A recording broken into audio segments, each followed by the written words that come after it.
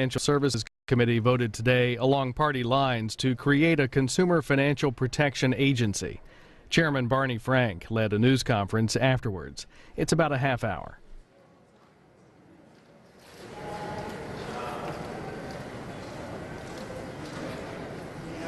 Thank you all. I am very pleased to be here. Please, Elizabeth, Travis, to be able to announce, well, not announce, but to note the enactment, well, yeah, I would say the passing, it sounds like somebody died, to accept, to celebrate the fact that the committee passed, I think, one of the most important consumer pieces of legislation. I remember back, I guess, during Jimmy Carter, there was an effort to do a consumer agency, and it died. I'm joined by two people, Elizabeth Warren, who has been one of the key shapers of this idea, Travis Bunker from the Consumer Federation. I am enormously indebted to both of them for both the intellectual and political work combined that we have had. And we should be very clear, this is not a bill that any one of us would have written, but given the process and what we were up against, I think it is a very significant advance, and I will predict it will only get better from our standpoint going further. Frankly, the committee process is often the hardest to deal with. So I'm very pleased with the way it came out. There were a couple of points where I think we can improve it, but I believe it is a major breakthrough, and I would note that similarly with the derivatives bill, for the first time in our history, we've established a principle that we will compel derivative trading onto an exchange. Now we want to improve that one, and we now have a standalone consumer protection agency that has very significant powers. And I would just note, even in some of the areas where we had to make some compromises, every bank and every credit union in America will be subject to the rulemaking of this agency, and any complaint of a violation against any of them will go for this agency, and they will decide that. There will obviously, there's some compromise and examination, but I do want to stress that even there, and another major piece of this that we want to stress is there is a whole range of activity now that is under no federal regulation and in many cases no effective consumer regulation at all. Payday lenders, check cashers, remittances. The sad fact is that the lower your income in America, the more you pay for financial transactions. We've combined with some good literacy provisions in here, and this regulation, we think we can improve that. And let me now ask Elizabeth Warren to say a few words. Thank you, Chairman Frank. I just want to say, when I first came to Washington with the idea of this agency, everyone told me the banks always win. Quit now, because the banks always win. They didn't win today. Chairman Frank has done something that is historic here. We now have a bill moving out of committee and onto the floor of the House that establishes an agency that is independent, that has tools to begin to fix a broken credit market. And that is an occasion to stop and cheer.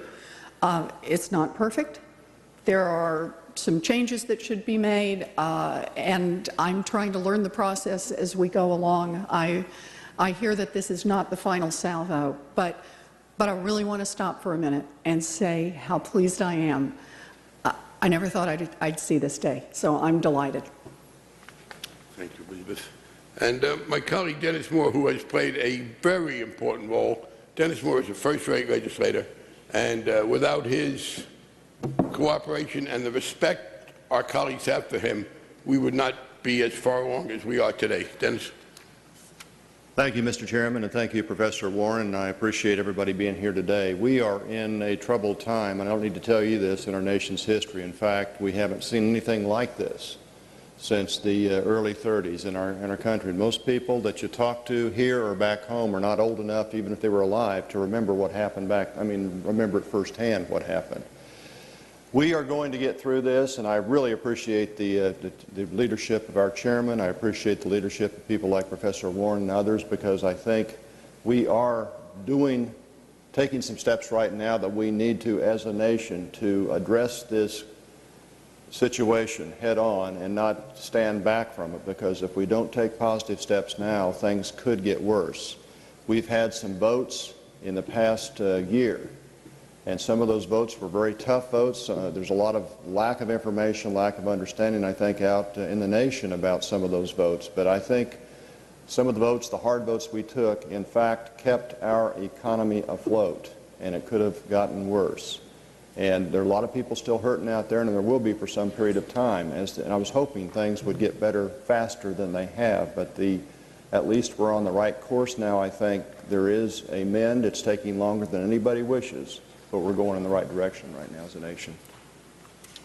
And finally, Travis Plunkett, Mr. Plunkett, on behalf of the Consumer Federation, put out a statement mentioning 3 areas where we need improvement. I agree in all 3 areas, and I am confident we'll be able to make some progress, but I am also pleased that the list is, frankly, as short as it is. I couldn't have been confident a while ago that we would have gotten as far along as we have, and we haven't stopped.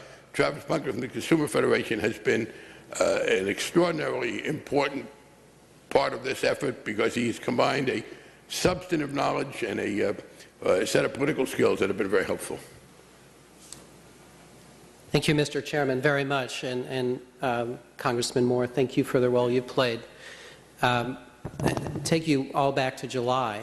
Do you remember political obituaries were being written for this agency? The large banks that helped bring our economy to its knees were fighting back against the creation of an independent consumer financial protection agency. And through August, we heard and saw many stories about how momentum was being lost. I want to commend Chairman Frank and Representative Moore for the extraordinary work they have done to bridge the gaps, the points of dispute on this agency, and bring us one huge step forward. We are on the brink of a monumental achievement for consumers. For the first time at the federal level, an independent agency to protect consumers in the financial markets, to help them with the loans that Chairman Frank mentioned, payday loans, overdraft loans, credit card loans, to make sure that abusive and deceptive practices are driven out of the market, but also to help the economy, to make sure that we never again go through the same situation where abusive lending is the spark that ignites economic failure. So this is a huge achievement for consumers. We're looking forward to working with the chairman on the floor to improve the legislation, and we are going to be working very hard on the Senate side.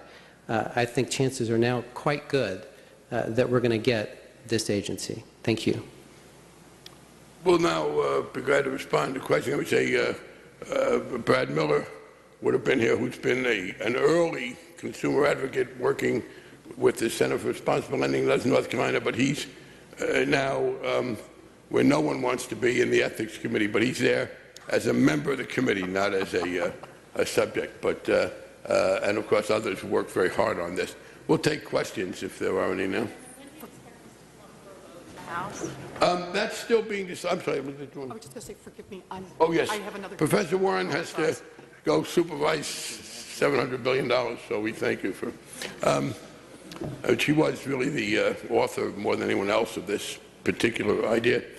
The leadership is now deciding to review the bidding, or the fact that we ignored the bidding. We passed in August a compensation bill. We passed a derivatives bill, and I talked to Chairman Peterson. And by the way, those bills are very close on who has to go on the exchange and the end users. There's very little difference. The biggest difference was a grant by them of authority to CFTC to set position limits, which we didn't do because it's not in our jurisdiction. But we will finish the security protection piece on Tuesday, maybe Wednesday of next week. And then the week after that, we'll get to the systemic resolution. The Democratic leadership of the House is now, I guess, deciding whether it should be separate bills or one. The Senate had earlier told me, Senator Dodd, who's working very hard. By the way, I hope people have noted that what Ken Feinberg has recently done with regard to TARP recipients grew out of an amendment sponsored by Senator Dodd. He ought to get credit because he was the legislative authority for that. But the answer is it's a leadership decision as to whether they'll do it one at a time or together. But we've also been joined by one of the other members whose work on this was indispensable and who combines a knowledge of the substance and an understanding of the legislative process and legal skills in the respect of his colleagues. So let me ask Mel Watt to say a few words. Hello. All right.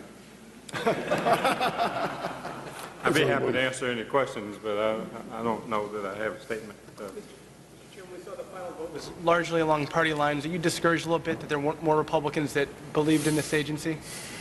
No, you come to accept reality after a while, Damien. Being disappointed that the Republicans don't support sensible regulation is like me eating a big dinner and being disappointed when I gain weight. I mean, those are facts of life. I regret this. By the way, let's again review the history. On the compensation bill, 3 Republicans in the entire House voted for that bill, none on the committee. On the derivatives bill, 1 Republican on the committee voted for it, Walter Jones, and today none of them voted for it, and they voted consistently for amendments that would have gotten it. No, we had no Republican votes in passage. On the other hand, I'm very proud that the Democrats pulled together, and there was give and take because otherwise you don't get a bill. But I'm very pleased to have the testimony of Mr. Plunkett and Professor Warren that we have a good bill. So yeah, I think it is an unfortunate sign of a failure of the Republicans to pay attention to reality. But I will say, by the way, this was a very long markup. We were actually in session, I checked, for more than 16 hours, actual time voting and debating. There were about 25 roll calls between the 2 days. The Republicans got to offer 29 amendments, 5 of which, or 30 amendments, 6 of which were accepted. So we try to work with them. We can't make them be any different. One change that you made between the bills introduced and the draft that came out in September, which I believe is still how the final bill, changed the agency structure more to giving the director a lot of the power. Yes. How concerned are you, though, if down the road we don't have a President Obama who's really behind this agency, they can appoint a director who's not as interested in consumer protections, and we can... That same president would then appoint people to the commission who wouldn't work well. I think we want effectiveness. I'm not a great fan of the commission, and then you get into, well, it's got to be 3-2, and who gets represented. I think we do that in part with the 2 boards, the advisory board, the oversight board. Ms. Waters has moved to broaden the oversight board. But look, let's be very clear. You can empower regulators, but if the voters put into office, or if the Supreme Court should put into office, someone who is ideologically opposed to regulation, then you can't save yourself. I mean, no structure will overcome that ideological resistance. What more needs to be done with the action? Well, I think there needs to be some more discussion about what the Barnett case actually says, because I think there's substantial agreement, or appears to be substantial agreement, that we should be going back to a Barnett standard. I'm resistant, and I think I've convinced other members of the committee that we should all be resistant to just saying we adopt the Barnett standard without an articulation of the words in the statute. We ought not be ceding that authority to the courts as opposed to adopting a standard ourselves. There seems to be some disagreement about what the Barnett case says, because there's a lot of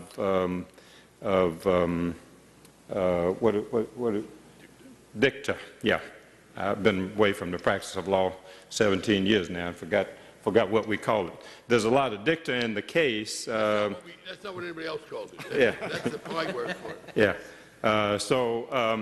There are a lot of different opinions being expressed in the case by different people, but the opinion itself says, I think, what we have adopted as the standard.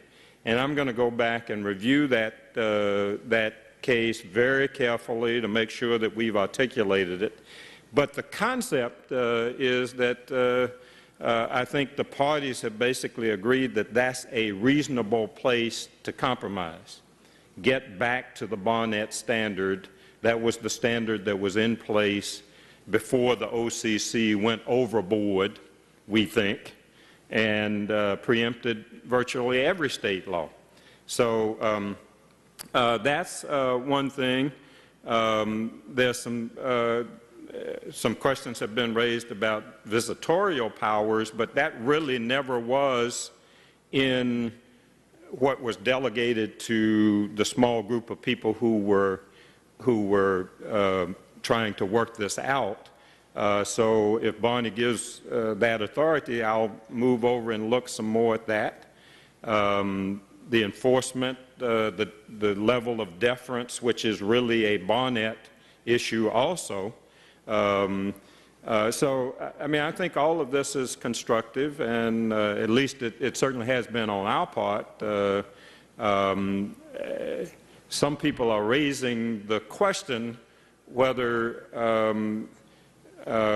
some people have suggested a standard which they now are beginning to second guess themselves and say maybe we don't like that standard as much as we thought we liked it. So. Yeah, let me respond. I am struck by the form of your question, which is what more has to be done, which is also the name of the amendment. The importance of what Congressman Watt said is that the Barnett standard works very well, we believe. You know, there could be one or two questions about it, but the Barnett standard was the reality. In 2004, there was no chaos to be solved. In fact, we asked the witness the Republicans had to testify on this subject, the gentleman from the Heritage Foundation, who was actually quite intellectually honest and acknowledged to Brad Miller that the CRA had a negligible, if any, effect on causing the subprime crisis.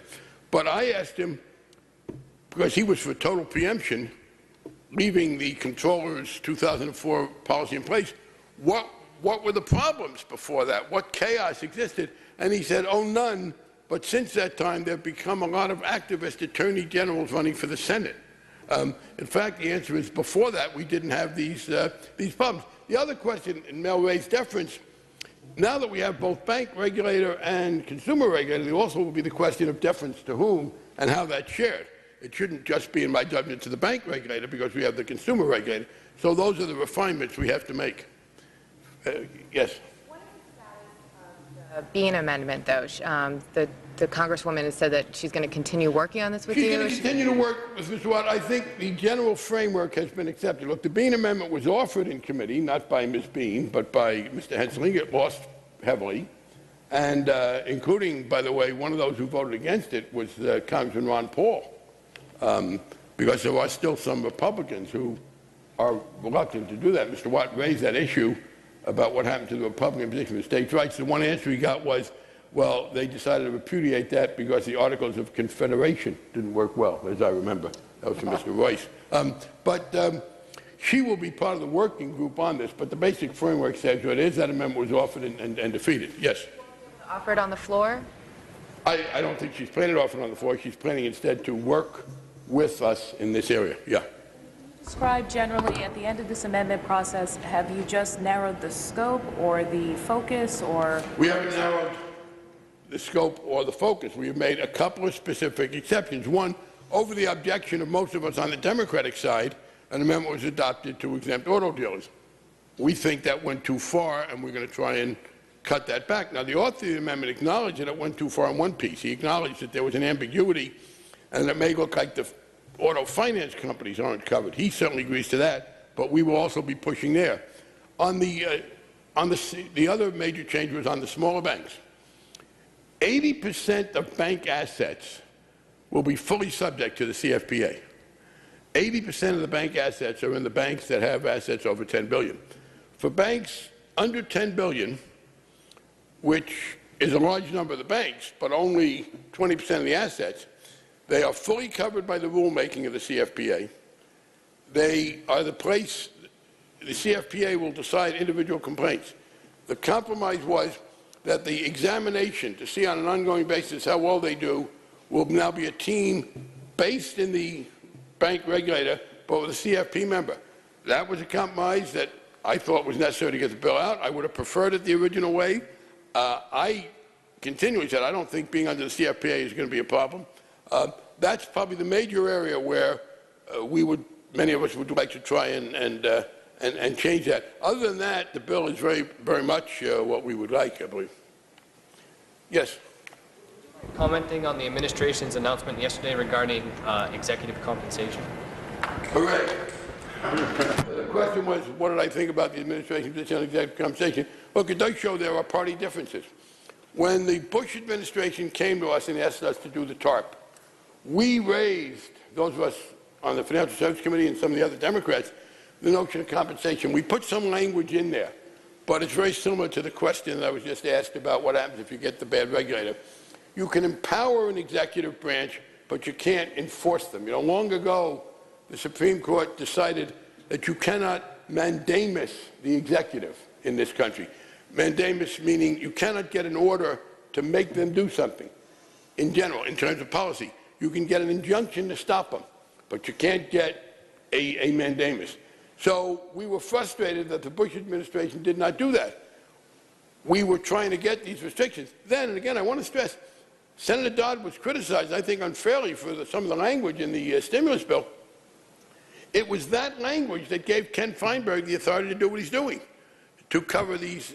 And I think we got from Ken Feinberg exactly what we were hoping to get. It took some time. It was done carefully. I would also note that under this set of rules, only the banks still having TARP money are covered, but that's where the legislation we passed in August comes in. If any financial institution in this country, whether they got TARP money or not, has a structure of compensation that gives too much reward for risk-taking and no penalty for bad risk-taking, we think that's a systemic problem. And our bill that passed the House, and I believe will become law, mandates that they deal with that. It also gives the shareholders the right to vote on pay, because part of the problem here is in some of these companies, 60+% was going to compensation. But I do think that Ken Feinberg correctly used the authority that he was given. We tried to get that of the Bush administration. I congratulate the Obama administration. And I'll make one prediction. It may help us in one way. I think it's going to speed up TARP repayment, which I'm all for. Two of the institutions, Citicorp and Bank of America, have between them, I think, about $65 or $70 billion in TARP funds. And if they don't like it, let them pay it back. Yeah. On the auto dealers exemption, I thought the bill already exempt auto dealers, and then Campbell. Well, I should make this clear. We've all used loose language, myself included. We don't exempt or cover individuals. We cover activities. So if an auto dealer sells you a car, that transaction isn't covered. The price of the car, the warranty, etc. What we cover are the direct financial things. Now, the reason auto dealers are important is that, or get involved, is after your house, that's the biggest purchase most people make. So it's almost always financed. And it is the financing terms that are covered. Again, I'll give you an example. We don't exempt any class of people. We cover only certain activities. With auto dealers, I guess what the language of the Campbell Amendment could be read to say is that even if an auto dealer is engaging in the kind of financial activities that would otherwise be covered, because it's an auto dealership, it's exempted. That's what we disagree with. The best example of that was the amendment offered by one of my colleagues, I think Dr. Price, which said that the CFPA would have no authority over any health professional, period, defining health professionals as medical doctors, dentists, podiatrists, speech therapists, veterinarians, etc. Under his language, which was fortunately defeated, if you were a speech therapist and you decided to set up a payday lending operation, your payday lending was exempted because you were a professional. So the best answer is we covered some of the activities of auto dealers and not others. And what Mr. Campbell's amendment did, we think, is to go beyond that and, in effect, exempt auto dealers from rules that would apply to other people. That's the difficulty. We can, I guess, one last one. Is House Energy and Commerce expected to make many changes to the bill you passed today? I don't think so. They had some structural things. We consulted with them, and there was a general consensus that it would be better to move some of these powers to the FTC. We did want to make very clear that anything that we did not cover under the CFPA remains covered under, for instance, the Truth in Lending Act or other laws. So we'll be consulting with them. I don't expect major changes. Thank you all. Thank you.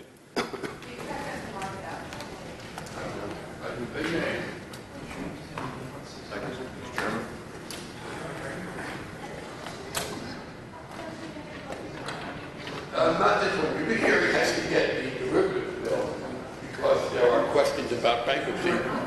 One of the things we did in the derivatives bill is to segregate when you put up capital to an exchange or a clearinghouse. They have to segregate it to make sure, you put up capital, you don't want it to be lost.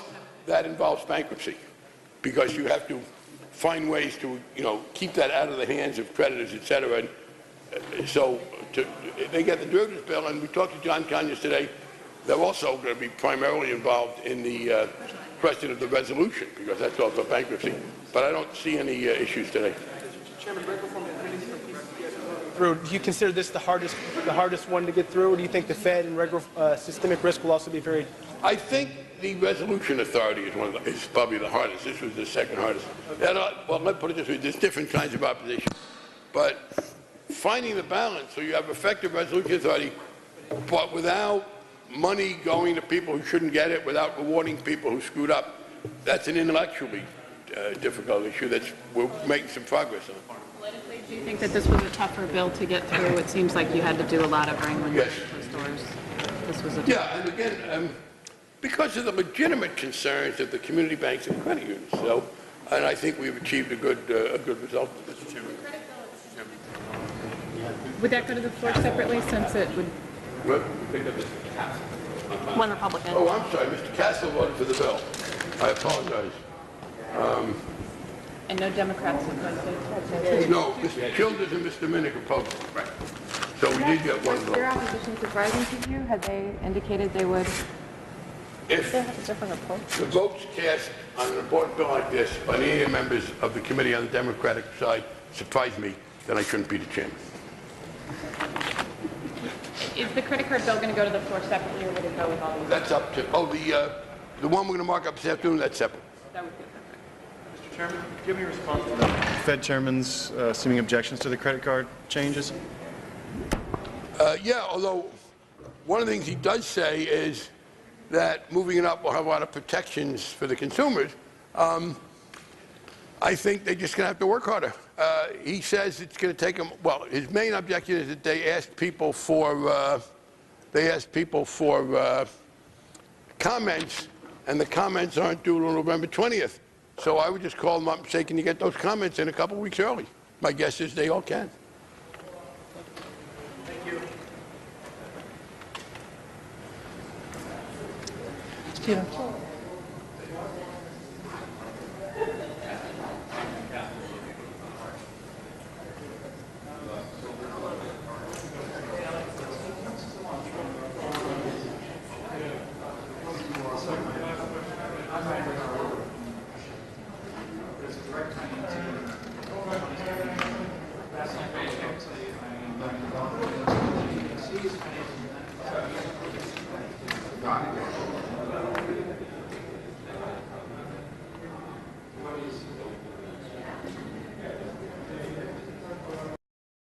And we now have a standalone consumer protection agency that has very significant powers. I would just note, even in some of the areas where we had to make some compromises, every bank and every credit union in America will be subject to the rulemaking of this agency, and any complaint of a violation against any of them will go for this agency, and they will decide that.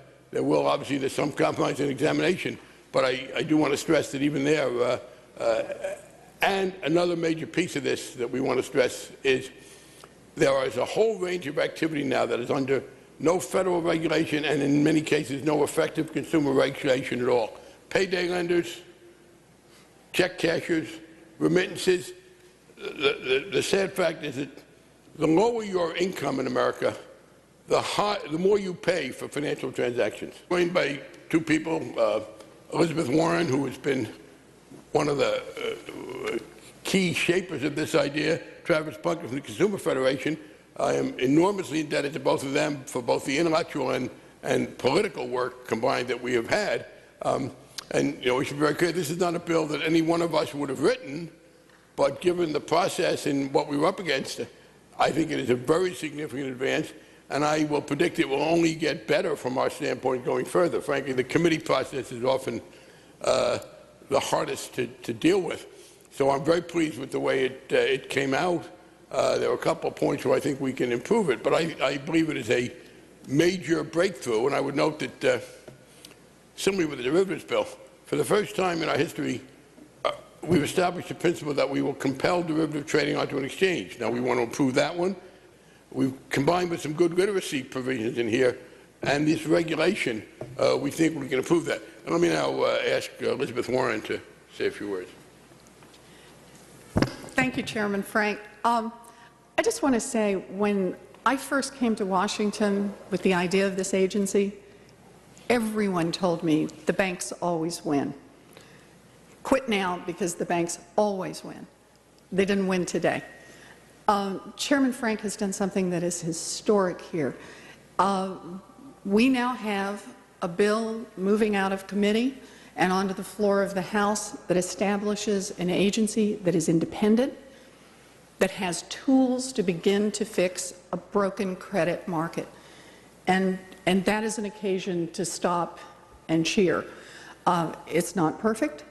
There are some changes that should be made, and I'm trying to learn the process as we go along. I hear that this is not the final salvo, but I really want to stop for a minute and say how pleased I am. I never thought I'd see this day, so I'm delighted. Thank you, Elizabeth. And my colleague Dennis Moore, who has played a very important role. Dennis Moore is a first-rate legislator, and without his cooperation and the respect our colleagues have for him, we would not be as far along as we are today. Dennis. Thank you, Mr. Chairman, and thank you, Professor Warren. I appreciate everybody being here today. We are in a troubled time, and I don't need to tell you this, in our nation's history. In fact, we haven't seen anything like this since the early 30s in our country. And most people that you talk to here or back home are not old enough, even if they were alive, to remember what happened. Financial Services Committee voted today along party lines to create a consumer financial protection agency. Chairman Barney Frank led a news conference afterwards. It's about a half hour.